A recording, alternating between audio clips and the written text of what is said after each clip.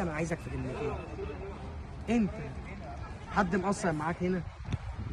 محدش.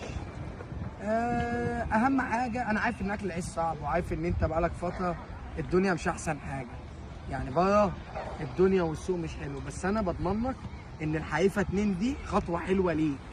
فيلم الحقيقه 2 ده خطوه كويسه قوي قوي قوي قوي، وبعدين الفيلم متشاف وليه جمهوره، والجزء الاول حقق ايرادات حلوه، فانا دي خطوه كويسه ليك.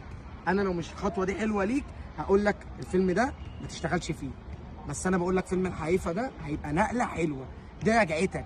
يعني انت بقالك فتره، يعني ايه، بص اصل هي الدنيا كده شويه فوق وشويه تحت، انت بقالك فتره مش احسن حاجه، فانا عارف. انا بقول لك الفيلم ده وحياة ربنا واللي يعز ويذل هيحطك في حته حلوه حلوه حلوه حلوه حلوه فوق ما دماغك تتخيل. بس يا ربنا الف مبروك عليك.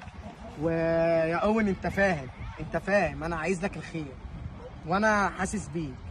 ولو حد زعلك في فلوس، حد زعلك في في اسمه ايه، في الاكل، البريك، شوف انت عايز تاكل ايه، اللي انت عايزه، اي بريك احنا عنينا ليه. صحابك جايين معاك على البوفيه، انا اللي هدفع. بس انا بقول لك الخطوه دي بالذات خدها، الفيلم ده حلو ليك، الفيلم ده هيرجعك تاني للايام الاضواء، انا بحطك، فانت اخويا بس برازة. بس حبيب قلبي.